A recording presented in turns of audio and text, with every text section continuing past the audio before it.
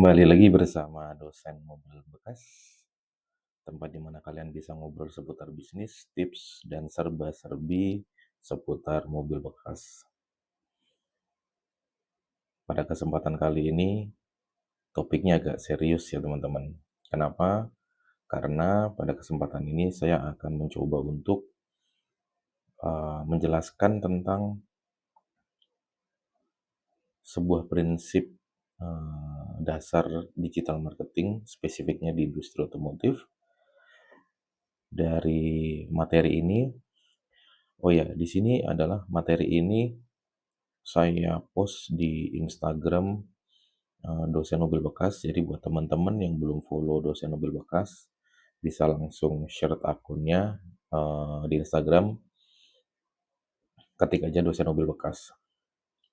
Nah, kenapa saya buat penjelasannya di YouTube? Supaya memang dari sisi penjelasannya jadi lebih lengkap dan tentunya jadi lebih mudah untuk dimengerti buat teman-teman semua.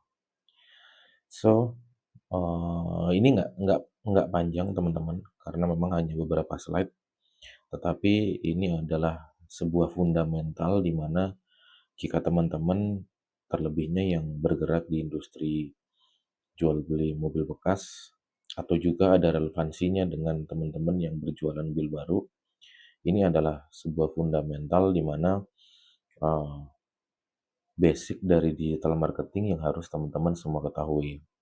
Kenapa? Karena dari fundamental ini nanti semua teman-teman jadi lebih mudah untuk mengatur strategi apa yang harus dilakukan eh, untuk melakukan penjualan dengan menggunakan metode digital marketing. Nah, kenapa di zaman sekarang kita harus tahu mengenai fundamental dari digital marketing? Yang pertama karena perubahan dari era digital ini sangat cepat, teman-teman.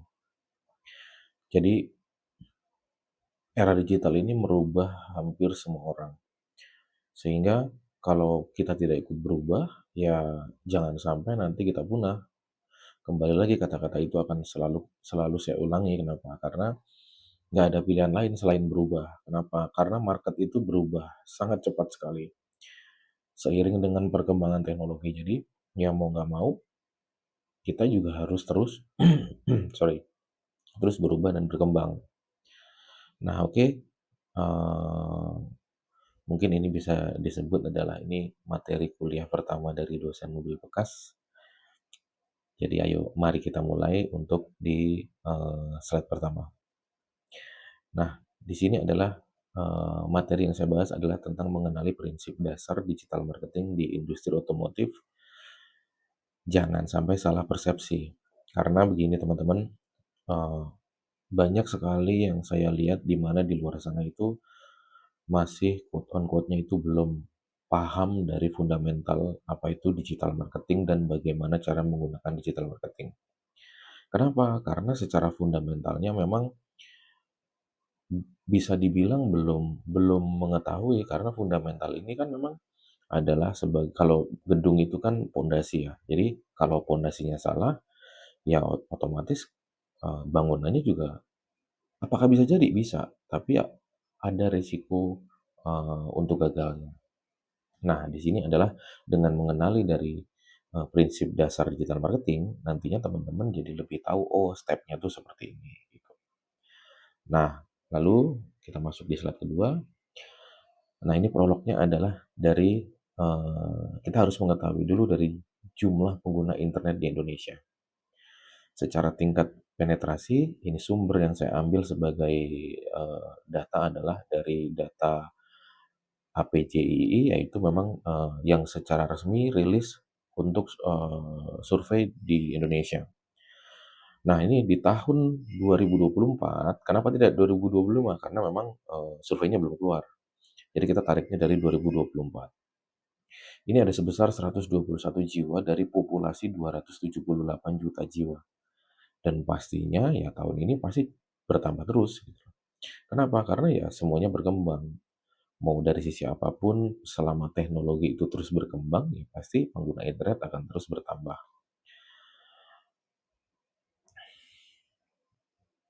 Nah, tapi nggak mungkin dong kalau semua bakal jadi target market kamu. Dengan orang yang tadi, orang yang berapa, 121 juta jiwa, apakah ini kamu bisa makan semua marketnya? Tentu tidak. Nah, oleh sebab itu harus ada yang namanya mengenali target market.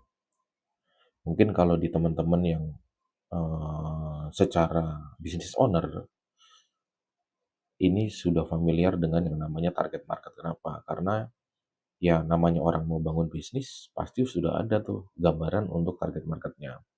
Nah, digital marketing pun sama, kita juga harus mengenali yang namanya target market. Kenapa? Karena memang dalam mengenali target market ini nantinya juga eh, berhubungan dengan strategi kita, bagaimana cara kita masuk ke market kita. Nah, contoh target market ini ada demografi, yaitu bisa jenis kelamin, status hubungan, umur, pekerjaan, pendidikan, penghasilan. Geografi ini lokasi tempat tinggal ataupun lokasi kantor. Nah, kebiasaan ini pengguna media sosial, hobi jalan-jalan, hobi makan, dan masih banyak lagi ya teman-teman. Tetapi ini yang menjadi gambaran adalah target market teman-teman tuh ada di mana. Jadi teman-teman udah tahu nih, yang mau disasar tuh target marketnya yang seperti apa.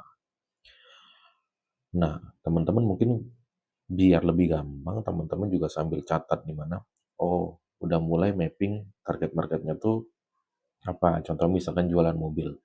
Kalau misalkan mobilnya adalah mobil LCGC, teman-teman udah harus bayangkan tuh target marketnya tuh siapa, terus kebiasaannya apa ketika di internet, terus income-nya apa. Nah, itu nanti akan menjadi relevansi teman-teman buat bikin konten. Tapi ini hanya gambaran kecilnya. Jadi yang pertama, ketika teman-teman udah tahu target marketnya, nanti teman-teman untuk step selanjutnya baru bisa merumuskan dari sisi strateginya. Step berikutnya, nah setelah tahu siapa target market kamu, mulai cari tahu tuh di mana mereka berkumpul. Karena setiap orang itu punya tempat berkumpul masing-masing, ya punya tongkrongan masing-masing. Nah, tempat berkumpul itu ada di mana teman-teman? Ya kalau gampangnya, kalau sekarang ya, mungkin hampir semua orang sekarang itu menggunakan sosial media. Jadi teman-teman harus tahu di mana kira-kira target market teman-teman itu ada di mana. Apakah teman-teman bisa menargetkan ke semua sosial media? Ya kalau teman-teman punya tim, sah-sah saja. Tapi kalau teman-teman punya keterbatasan tim atau hanya di-handle sendiri, ya sebisa mungkin coba cari mana yang paling banyak.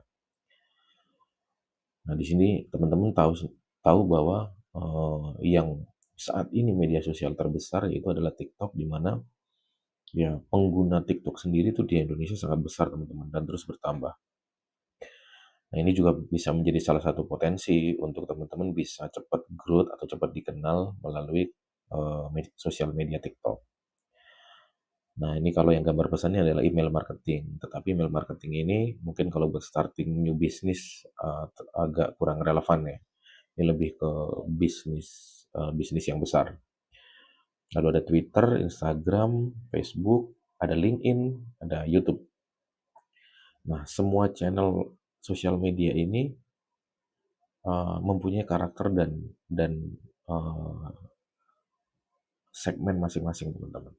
Nah, ini juga teman-teman harus tahu tipikal atau karakter customer yang di Facebook seperti apa, karakter market yang di Instagram seperti apa, nah ataupun di Twitter seperti apa. Nah, tapi di sini mungkin kalau masalah lebih detail lagi masalah karakter-karakter di masing-masing sosial media, mungkin saya nanti akan bikin secara terpisah ya, karena ini eh, materinya lumayan lumayan banyak. Jadi kita nggak bisa apa bahas itu sekarang. Tetapi intinya adalah teman-teman jadi tahu nih kira-kira mana yang paling gampang dijangkau di market teman-teman. Itu dari sisi sosial media. Nah, ketika teman-teman sudah tahu secara gambarannya, oh ya udah, lalu setelah itu lanjut ke teknis pembuatan konten. Nah, buat kontenlah yang menarik, jangan bikin katalog promo dan harga. Nah, ini mungkin saya ambil contoh adalah dari sisi akun dari Instagramnya Adidas. Di sini teman-teman lihat bahwa Adidas ini di feed-nya tidak ada yang namanya posting masalah jualan. Tetapi yang dibuat adalah sebuah konten yang memiliki relevansi dengan produk yang mereka jual. Kenapa? Ya, karena memang sosial media ini tidak dibuat untuk orang berjualan. Dalam halnya, teman-teman sendiri ketika membuka sosial media yang diharapkan apa? Informasi. Yang diharapkan adalah hiburan. Yang diharapkan dapatnya apa? Yang lucu-lucu atau gosip atau apa. Nah, di sini teman-teman jadi tahu ya di mana sosial media ini juga jangan langsung direct selling atau mungkin kalau teman-teman bilangnya adalah hard selling ya. Kenapa? Karena di sosial media orang tidak suka melihat yang namanya orang jualan. Tetapi apakah tidak boleh kita jualan di sosial media? Boleh, tetapi kita bermain yang namanya strategi teman-teman. Contoh, teman-teman mau bikin konten edukasi ataupun segala macam konten relevansi yang masih berhubungan dengan eh, apa namanya yang dijual sama teman-teman. Di sini konteksnya adalah mobil teman-teman. Ya teman-teman coba main di misalkan dalam dalam seminggu teman-teman bikin konten edukasi ataupun apapun itu misalkan 4. Nah, lalu 2 harinya teman-teman nggak apa-apa posting jualan tapi pakai storytelling teman-teman. Jadi nggak langsung yang promo A B C D E F G. Itu it not works teman-teman. Saya bisa jamin it's not work. Kenapa? Karena ya hard selling orang itu semakin ngerasa dijualin atau diprospek, customer itu semakin malas teman-teman. Jadi teman-teman juga harus pinter-pinter di mana teman-teman mau membuat konten jualan di sosial media. Teman-teman itu harus menggunakan storytelling yang secara nggak langsung bahwa oh ini menunjukkan bahwa kita tuh jualan A, kita jualan B. Nah itu adalah storytelling. Teman-teman pasti tahu kan ketika memang punya temen yang akunnya jualan terus pasti males untuk follow orang yang jualan posting posting jualan mulu kan. Jadi ya teman-teman sampai di sini udah paham ya. Jadi eh, kalau memang selama ini menjalankannya eh, posting di sosial media jualan jualan jualan jualan jualan jualan nggak apa-apa, coba dirubah jualan nah dengan eh, bikin konten-konten jualan, bikin konten 3 jualan, bikin konten 3 jualan. Jadi orang yang follow juga akan lebih senang ketika memang mereka mendapatkan informasi ataupun hal-hal yang sifatnya informatif yang berhubungan dengan produk yang kamu jual. Oke, sampai di sini udah paham, kita lanjut berikutnya. Analoginya sederhana begini teman-teman. Jadi di sosial media ini kayak teman-teman itu ngumpulin follower, ngumpulin market yang teman-teman sasar, market yang teman-teman tuju, yang sekiranya punya minat akan industri kamu. Contohnya kalau di sini adalah mobil bekas. Ini dengan membuat konten edukasi, tutorial, tips, dan triks. Kalau teman-teman sadari mungkin di konten di TikTok saya, ya tidak besar sih, tapi lumayan untuk dari sisi likes dan komen dan FYP-nya. Nah, di situ banyak saya buat tips-tips untuk apa? Untuk have fun aja, tetapi relevansinya tetap ke industri yang memang di sini saya sering share yaitu industri mobil bekas. Nah, ketika teman-teman sudah berhasil mengumpulkan dari eh, customer yang punya minat akan industri yang mobil bekas, ketika memang sudah terkumpul nggak apa-apa sekali-sekali teman-teman arahkan ke halaman penjualan dengan penawaran menarik. Nah, ini balik lagi yang tadi saya bilang adalah posting tiga tiga story ataupun tiga konten yang sifatnya edukasi dan lain-lain diselipkan satu untuk halaman untuk, posting tentang jualan, tapi dengan storytelling. Lalu setelah itu baru adalah yang namanya penjualan. Jadi, flow-nya gitu ya teman-teman. Jadi teman-teman harus ngumpulin orangnya dulu yang tentunya yang berminat. Kenapa saya tadi saya bilang teman-teman harus tahu siapa target market teman-teman. Nah, ini yang dikumpulin juga yang harus minat dengan target market teman-teman atau produk yang teman-teman jual atau mobil bekas ini gitu. Nah, setelah itu sekali-sekali teman-teman jualan dengan storytelling. Nah, harapannya setelah itu ya ada penjualan. Oke, sampai sini udah paham ya. Nah, tetapi apa? Saya yakin maunya instan. Semua yang berjualan itu maunya instan. Bisa saja yang namanya digital marketing itu bisa langsung pakai iklan berbayar. Tetapi balik lagi, budgetnya besar dan nggak gampang teman-teman untuk bisa beriklan berbayar dan langsung mendapatkan closing. Apalagi kita jualannya adalah mobil bekas yang notabene bukan harga 10 atau 20 ribu. Nah, maunya posting asal promo, posting price list, dilihat banyak orang, dapat duit. Ngaku aja deh, ini yang sering begini ngaku aja. Ya meskipun ada beberapa yang closing, tapi saya yakin di situ mereka lebih ke concernnya lebih ke masalah harga, teman-teman. Pasti struggle di situ. Nah, coba bayangkan kamu sendiri di mana ditawarin produk mulus sampai berkali-kali, bakal beli? Nggak, risih iya. Contoh misalnya teman-teman ditelepon sama asuransi aja, teman-teman pasti langsung A, B, C, D jawabannya kan. Nah, itulah analoginya sama kayak calon market kamu. Kita lanjut. Jadi harus mulai dari mana stepnya? Yang pertama adalah analisa dan kenali target marketmu. Ini di recap ya. Yang kedua adalah buat konten yang kira-kira market kamu ini suka. Tentunya konten dengan lingkup apa yang kamu jual yang masih punya relevansi. Nah, yang ketiga adalah konsistensi dan evaluasi hasilnya. Lakukan improvement, jangan pernah berhenti mencoba. Biasanya di tahap 3 ini tuh gak gampang teman-teman. Konsistensi dan evaluasi. Ini gak gampang, rata-rata posting sehari, 2 hari, 3 hari viral. 4 hari, 5 hari, 6 hari biasa aja. Teman-teman harus ingat di mana di luar sana itu banyak konten kreator yang mereka itu sudah mulai jauh 2-3 tahun yang lalu teman-teman. Jadi kalau teman-teman baru nyoba seminggu, 2 minggu, 3 minggu, sebulan, 2 bulan, tetapi belum ada hasilnya, jangan patah semangat. Karena banyak di luar sana yang berhasilnya itu. Yang kita lihat sekarang itu dulu startnya udah duluan teman-teman. Jadi ini 3 poin ini adalah kunci.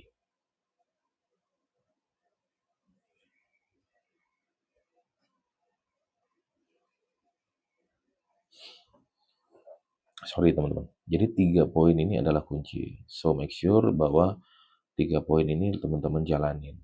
Konsistensi itu adalah menjadi kunci. Oke, mungkin topik tentang prinsip dasar digital marketing di industri otomotif sampai di sini aja teman-teman. Sudah menit ke-18.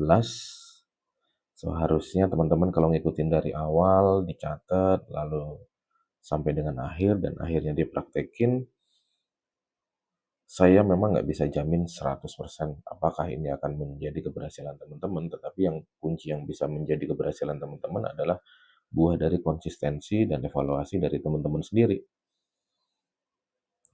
Jadi, balik lagi, semua kunci sukses itu ada di teman-teman. So, mungkin topiknya, materinya sampai di sini aja. Harapannya materi ini bisa teman-teman pakai untuk teman-teman bisa lebih baik tentunya, dan tentunya bisa menjadi jalan keberhasilan dari teman-teman semua. So, thank you buat yang udah nonton video ini. Jangan lupa kalau teman-teman belum follow TikTok sama Instagram dosen mobil bekas, boleh di follow, langsung di share aja di TikTok ataupun di Instagram, supaya teman-teman juga tahu di mana saya konten di 3 platform tersebut memang berbeda-beda dari sisi apa yang saya sajikan.